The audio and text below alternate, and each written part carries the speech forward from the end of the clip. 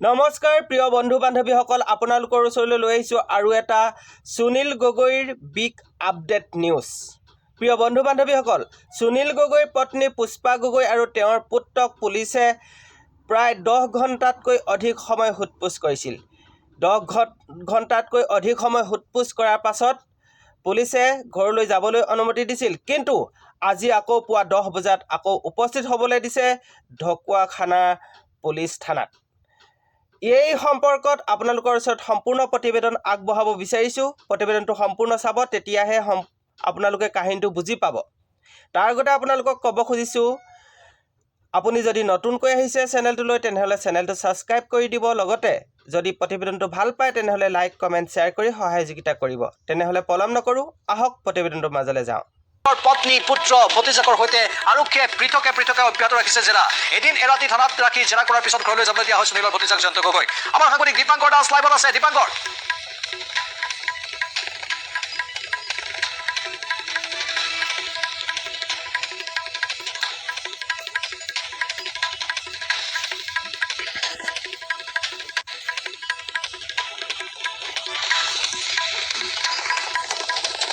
দীপাংকৰ শুনি আছে আপুনি?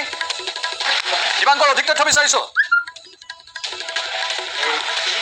প্ৰায় 10 ঘণ্টা সময় জেৰা আৰু তাৰপিছত পুষ্পা গগৈ আৰু সৌৰভ গগৈক ঢকুৱাখানা আৰক্ষীয়ে এই মুহূৰ্তত মেডিকেল কৰাইছে। অৰ্থাৎ ক'ব পাৰি যে হয়তো গ্ৰেপ্তাৰ হ'ব পাৰে। মনজন আছে মোক দেখুৱাব। এই মুহূৰ্তত স্বাস্থ্য পৰীক্ষা কৰাৰ পিছত এই মুহূৰ্তত সুনীল গগৈৰ পত্নীক এই মুহূৰ্তত দেখিবলৈ পোৱা গৈছে। সৌৰভ, কি হ'ল? দেখুৱাইছো কি ক'লে সৌৰভ কিবা ক'লে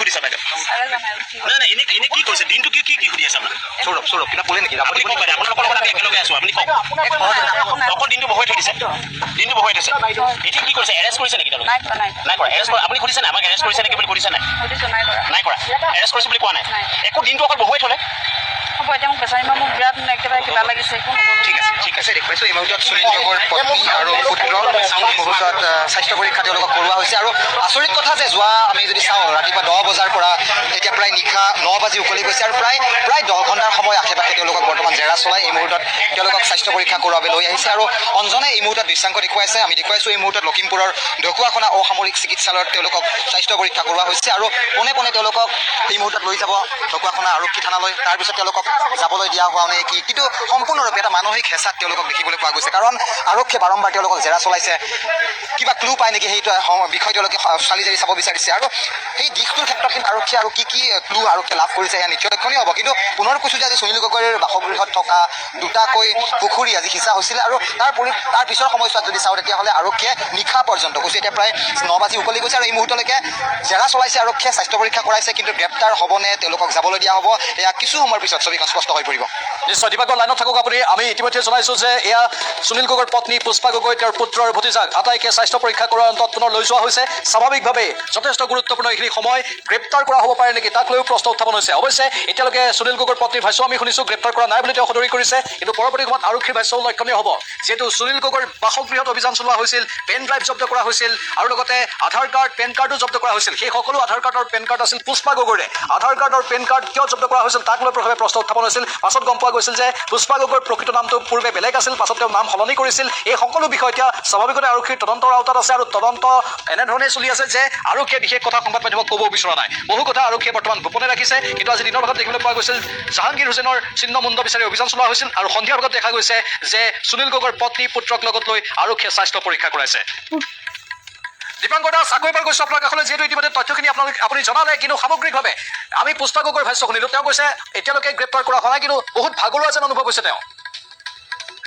নিশ্চয় প্ৰাঞ্জল, চাওক, যেতিয়া ৰাতিপুৱা 10 বজাৰ পৰা এজন লোকক আৰক্ষীয়ে মানসিকভাৱে হেঁচা দিব, জেৰা চলাব, তেতিয়া তেওঁৰ পৰিস্থিতি নিশ্চয় 11 ঘণ্টাৰ পিছত এই ধৰণৰ এটা পৰিৱেশ আমি দেখিবলৈ পাম। আৰু সেয়া এটা ছবি আমি কিছু সময় পূৰ্বে দৰ্শকসকলক দেখুৱালোঁ যে যেতিয়া তেওঁলোকক স্বাস্থ্য পৰীক্ষা কৰোৱা হৈছিল, হস্পিটেলৰ পৰা তেওঁলোকক যেতিয়া থানালৈ লৈ অহা হৈছিল, তেনে সময়তে আমি তেওঁলোকৰ মন্তব্য, তেওঁলোকৰ মুখমণ্ডলৰ ছবিখন দৰ্শকসকলে দেখি অনুমান কৰিব পাৰিছে যে তেওঁলোকক কিছু প্ৰেছাৰাইজ কৰা হৈছে। কাৰণ যোৱা 11 ঘণ্টা সময়, 1-2 ঘণ্টা নহয়, 11 ঘণ্টা সময় কেৱল থানাত মতাই আনি বহাই ৰাখি মানসিকভাৱে তেওঁলোকক যিভাৱে হাৰাশাস্তি কৰা হৈছে, এই ধৰণৰ এটা অভিযোগ এই মুহূৰ্তত সুনীল গগৈৰ পত্নী আৰু পুত্ৰই উত্থাপিত কৰা দেখিবলৈ পোৱা গৈছে। কিন্তু এই মুহূৰ্তলৈকে প্ৰায় 9:30 বাজিব, অৰ্থাৎ 11:30 ঘণ্টা, অৰ্থাৎ ৰাতিপুৱা 10 বজাৰ লগে লগে ঢকুৱাখানাৰ এইখন গেটেৰে, এইখন যিখন প্ৰৱেশদ্বাৰ আছে, এই প্ৰৱেশদ্বাৰেৰে তেওঁলোকে ভিতৰৰ ভাগত প্ৰৱেশ কৰিছিল। তাৰপিছত কিছু সময় পূৰ্বে, অৰ্থাৎ 9 বাজিবলৈ 5 মিনিট থকা সময়ছোৱাত তেওঁলোকক স্বাস্থ্য পৰীক্ষা কৰোৱাৰ বাবে লৈ গৈছিল, আৰু ঠিক তাৰ 20 মিনিট পিছত এই মুহূৰ্তত তেওঁলোকক ঢকুৱাখানা থানাৰ আৰক্ষী থানাৰ ভিতৰৰ ভাগত বৰ্তমান ৰখা হৈছে। কিন্তু যদি আমি সমগ্ৰ ছবিখন চাওঁ, তেতিয়াহ'লে তেওঁলোকক আজি থানাত ৰখোৱাৰ সময়তে আৰক্ষীৰ এটা দলে পুনৰ আজি দিনজোৰা হিচাপে তেওঁলোকে সুনীল গগৈৰ ঘৰত তেওঁলোকে অভিযান চলাইছিলে। দুটাকৈ পুখুৰী তেওঁলোকে সিঁচি, পুখুৰীৰ তলত যদি ছিন্নমুণ্ডা বা জাহাংগীৰক আক্ৰমণ কৰা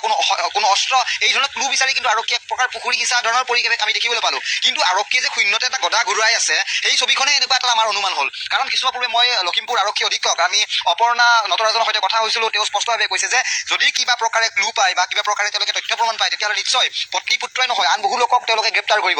মানে এটা অৰ্পণা নটৰাজনৰ সৈতে আপুনি যিটো কথা পাতিছিল, দিবাকৰ হস্তক্ষেপ কৰিছোঁ মাজতে, সুনীল গগৈ জীৱিত অৱস্থাত আছে নেকি, সেই সন্দৰ্ভত কিবা ক্লু পাইছে নেকি? কাৰণ 20 দিন ধৰি সুনীল গগৈৰো কোনো সন্ধান নাই। হয় হয়, মই কৈছোঁ লখিমপুৰৰ SP গৰাকীৰ সৈতে মোৰ কথা কিছুমান পূৰ্বে কথা হৈছিলে, মাত্ৰ 45 ছেকেণ্ডৰ এটা কথা বাৰ্তা। তাত আমি প্ৰশ্ন কৰিছিলোঁ যে আপুনি বৰ্তমান গুৱাহাটীত আছে নে লখিমপুৰত আছে? তেওঁ স্পষ্টতাৰে কথা কৈছে যে তেওঁ বৰ্তমান লখিমপুৰত আছে। অৰ্থাৎ আমি গম পাইছিলোঁ যে তেওঁ গুৱাহাটীলৈ গৈছিল, গৈ তেওঁ DGP সাক্ষাৎ কৰিছিল, হয়তো তেওঁ আজি লখিমপুৰ আহি উপস্থিত হৈছে। দ্বিতীয়টো প্ৰশ্ন কৰিছিলোঁ যে সুনীল গগৈৰ পত্নী আৰু পুত্ৰক দিনজোৰা জেৰা চলোৱা হ'ল, তেওঁলোকক বৰ্তমান স্বাস্থ্য পৰীক্ষা কৰোৱা হৈছে, তেওঁলোকক গ্ৰেপ্তাৰ কৰা হ'ব নেকি প্ৰশ্ন কৰিছিলোঁ। তেওঁ এটাই বাক্যই তেওঁ আমাক ৰিপ্লাই দিছিলে যে যদি কিবা তথ্য প্ৰমাণ পায়, তেতিয়াহ'লে সুনীল গগৈৰ পত্নী পুত্ৰই নহয় বহু লোক গ্ৰেপ্তাৰ হ'ব। গতিকে এই ধৰণৰ কথা বাৰ্তাৰ মাজত আমি এটা কথা নিশ্চিত হৈছোঁ যে দিনজোৰা জেৰা চলি ঠিকেই, তাৰ মাজতে সুনীল গগৈৰ পত্নী আৰু পুত্ৰই এটা কথা কৈছে যে দিনটো অৰ্থাৎ এই মুহূৰ্তলৈকে তেওঁলোকক জেৰাৰ নামত কেৱল থানাৰ ভিতৰত বহাই ৰখা হৈছে। অৰ্থাৎ কি ধৰণে জেৰা চলাইছে আৰক্ষী, সেয়া এটা তেওঁলোকৰ ব্যক্তিগত কথা। কিন্তু আমি সংবাদ মাধ্যমৰ লোক হিচাপে আমি ভিতৰৰ হওক বা বাহিৰৰ হওক প্ৰতিটো মুহূৰ্তৰ খবৰ আমি দৰ্শকসকলক জনাই গৈছোঁ। কিন্তু ঢকুৱাখানা আৰক্ষী থানাৰ সন্মুখত মই কৈছোঁ পুনৰ উপস্থিত আছোঁ যে এই মুহূৰ্ততো বৰ্তমান সুনীল গগৈৰ পত্নী আৰু পুত্ৰক বৰ্তমানৰ ভিতৰৰ ভাগত ৰখা হৈছে।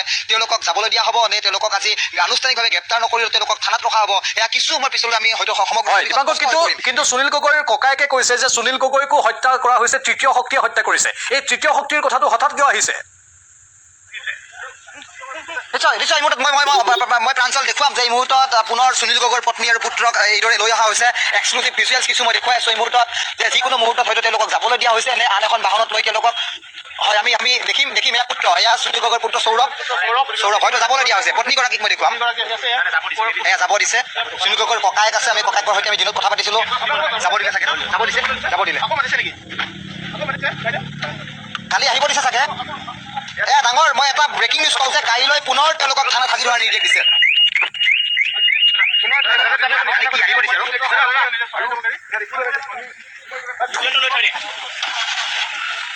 প্ৰাঞ্চল মই ডাঙৰ খবৰ ব্ৰেক কৰিছোঁ এই মুহূৰ্তত যে কাইলৈ পুনৰ 10 বজাত তেওঁলোকক ঢকুৱাখানা আৰক্ষী থানাত হাজিৰ হ'বলৈ নিৰ্দেশ দিয়া হৈছে। অৰ্থাৎ দুটাকৈ দিন, প্ৰথম দিনটোত তেওঁলোকক 9 ঘণ্টা জেৰা চলোৱা হৈছে, আৰু আজি যদি চাওঁ তেতিয়াহ'লে 11.5 ঘণ্টা তেওঁলোকক জেৰা চলোৱা হ'ল। এই মুহূৰ্তত সুনীল গগৈৰ পত্নী আৰু পুত্ৰৰ মই কিছু এক্সক্লুচিভ দৃশ্যাংশ দেখুৱাইছোঁ। মোৰ লগত অঞ্জন আছে, অঞ্জনে পৰিৱেশ দেখুৱাই আছে। কিন্তু পুনৰ কৈছোঁ যে মই পুনৰ অঞ্জন আমি দেখুৱাই আছোঁ, আমি সুনীল গগৈৰ ককায়েকক দেখিছোঁ। কিছু ফালৰি কাটিছে তেওঁলোকে, নিশ্চয় কোনো কথা নাই। কিন্তু সেইগৰাকী ককায়েকে কিন্তু আজি আমাৰ নিউজ 18ৰ কেমেৰাৰ সন্মুখত তেওঁলোকে বিস্ফোৰণ ঘটাইছিল। তেওঁ কৈছিল যে তিনি দেখুৱাইছোঁ আন এখন আৰক্ষীৰ বাহন এই মুহূৰ্তত গৈছে। কিন্তু আমি সম্ভৱতঃ নকওঁ যে এইখন তদন্তৰ খাতিৰত তেওঁলোকৰ ঘৰলৈ যাব বা আন স্থানলৈ যাব, সেই কথা আমি কিছু ফালৰি কাটিছোঁ। কিন্তু এটা কথা কৈছোঁ যে মই সুনীল গগৈৰ ককায়েক আমি পৰিয়ালৰ সৈতে আমি ইতিমধ্যে আমি বিভিন্ন ধৰণৰ মন্তব্য তেওঁলোকক জনাইছিলোঁ। দাদা এটা মিনিট আমি বিচাৰিছোঁ, খালি মাতিছে তেওঁলোকক, খালি মাতিছে এতিয়া ঘৰত যাব নে ক'ত যাব? পুলিচে যাব নেকি? পুলিচ যাব পুলিচ কিয় যাব? ডাঙৰ কৈছোঁ যে এই মুহূৰ্তত আৰক্ষীৰ দল বৰ্তমান সুনীল গগৈৰ ঘৰলৈ যাব। সেয়া হয়তো আন ক্লু পাব পাৰে বা পুখুৰী খন্দাৰ নিচিনা হয়তো নাটক এখন ৰাতিৰ ভাগত ৰচনা হ'ব পাৰে। গতিকে মই লখিমপুৰৰ আৰক্ষীয়ে যিদৰে বৰ্তমান শূন্যতে গদা ঘূৰাই তেওঁলোকে এই তদন্ত প্ৰক্ৰিয়া আৰম্ভ কৰিছে, গোটেই জল পটপট হৈ পৰিছে প্ৰাঞ্জল ছবিখন। কাৰণ হয়, দিবাকৰ কাইলৈ পুৱা 10 বজাত পুনৰ সুনীলৰ পত্নী পুত্ৰ ভতিজাকক তলব কৰিছে আৰক্ষীয়ে। 10 বজাত পুনৰ আৰক্ষী থানাত হাজিৰ হ'ব লাগিব, আৰু লগত আৰক্ষী যোৱা বিষয়টো স্বাভাৱিকতে আন কেতবোৰ প্ৰসংগ থাকিব পাৰে। সেয়ে নিশাৰ ভাগত আৰক্ষীৰ পহৰাৰ ব্যৱস্থা থাকিব সুনীল গগৈৰ বাসগৃহত, সেইবাবে হয়তো আৰক্ষী গৈছে, সেইটো আমি অনুমান কৰিব পাৰিছোঁ। কিন্তু কাইলৈ পুৱা 10 বজাত আৰক্ষী থানাত হাজিৰৰ নিৰ্দেশ দিয়া হৈছে সুনীল গগৈৰ পত্নী পুষ্পা গগৈ।